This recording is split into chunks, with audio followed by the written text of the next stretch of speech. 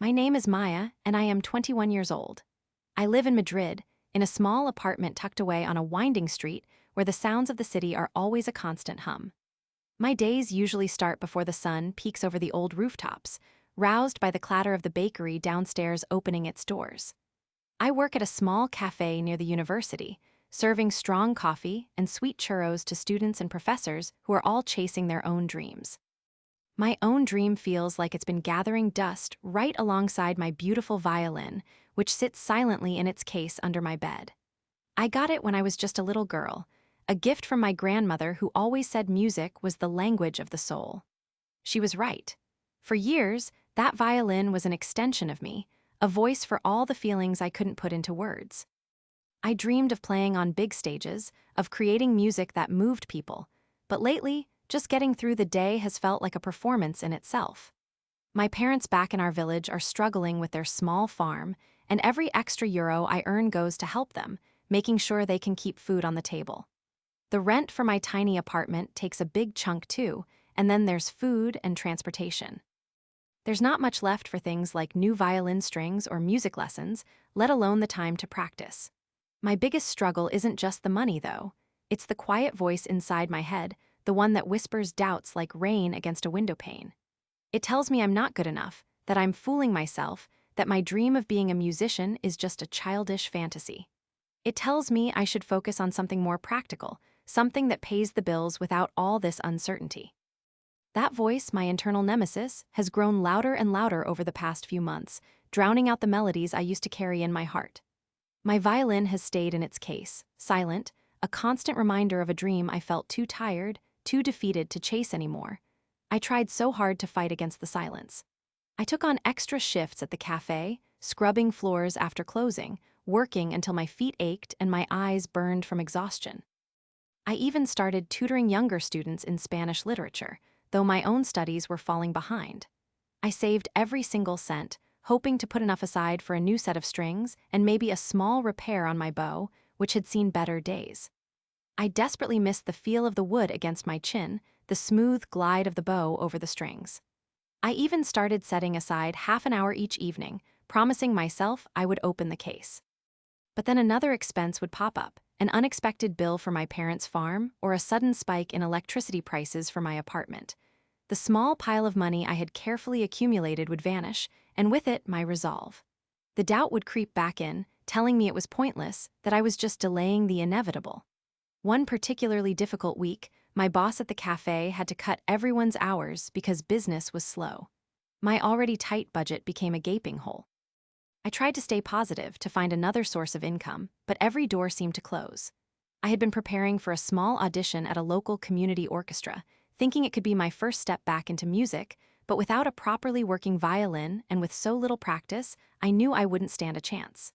The day of the audition came and went, and I didn't even show up. I couldn't bring myself to face the disappointment. My lowest point arrived when a letter came from my landlord.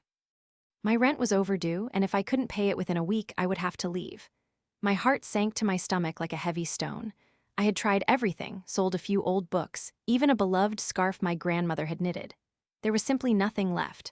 I looked at my violin case, now more than just dusty, it felt like a coffin for my hopes. I thought about selling it, the only valuable thing I owned, but the thought brought tears to my eyes. It wasn't just an instrument, it was a piece of my soul.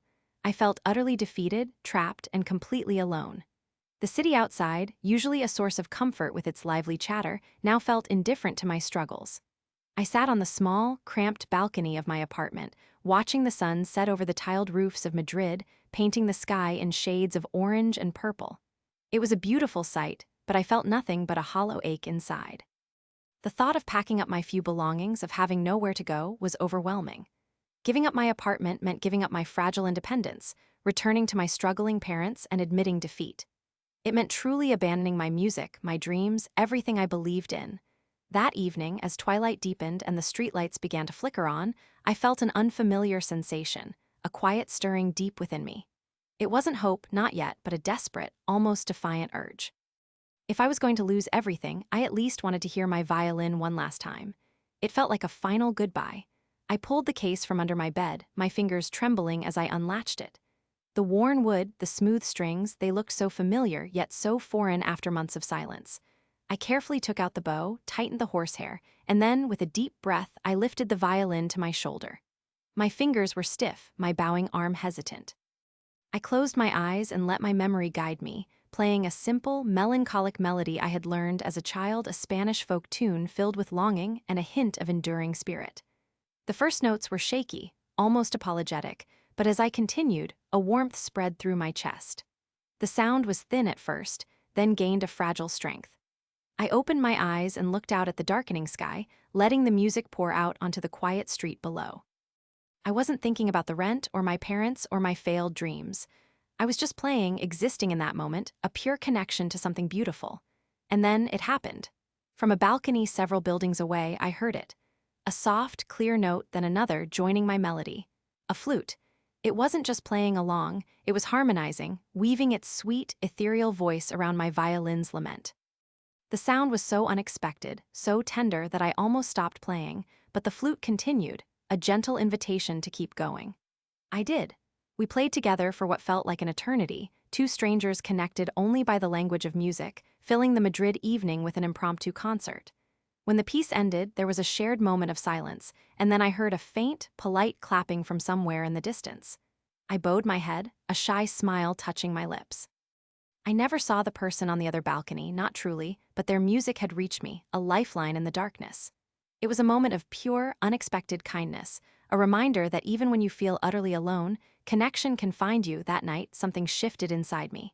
The music, the shared moment with a stranger, it reignited a spark I thought was long extinguished. The next morning, I didn't just wake up feeling hopeful, I woke up feeling purposeful. I knew I couldn't give up. I remembered seeing a flyer for a local community center looking for volunteers to teach music to children. It paid nothing, but it was music, and it was a way to give back. I went there that day, my violin case in hand, even though I was still worried about the rent. I told them I could teach beginner violin. The joy on the children's faces as they held tiny violins for the first time was infectious. Teaching those children, watching them discover the magic of music, made me feel alive again. It wasn't long before word spread. One of the parents, a kind woman named Isabel, heard me playing during a lesson and told me about a small cafe in her neighborhood that was looking for live music on the weekends. It was just a few hours, a small fee, but it was a start.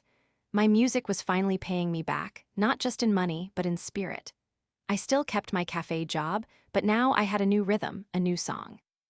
I started playing my violin on my balcony again, sometimes the same melancholy tune, sometimes new ones, and almost every time, the flute would join me, a silent, beautiful agreement across the rooftops. My new normal was one filled with music, connection, and a deep sense of gratitude. I was still helping my parents, but now I had a way to support myself too, a path that felt authentic and right. I no longer heard the whispers of doubt as strongly. Instead, I heard the harmony of the flute, the laughter of the children, and the applause from the small cafe. I started a small fund, putting aside a portion of my earnings to help aspiring young musicians in my community, making sure they had access to instruments and lessons, paying forward the unexpected kindness that had saved me. Years later, I found myself walking through a park in Madrid, my violin case light in my hand, on my way to a rehearsal for a small local orchestra I now played with. I stopped at a bench, adjusting my scarf, and saw an elderly man sitting nearby, meticulously cleaning a silver flute. He looked up and our eyes met. He smiled, a warm, knowing smile. He didn't say anything, and neither did I, but in that moment, as the afternoon sun warmed our faces, I knew. It was him, the flutist from all those years ago. He gave a slight nod, a silent acknowledgement of the music we had shared, and then continued polishing his instrument. He had been there, a guardian angel of melody, during my darkest time. Things truly do get better, sometimes with a quiet note from a stranger, sometimes with a silent nod years later, proving that the smallest act of connection can resonate through a lifetime, a beautiful echo that reminds us we are never truly alone.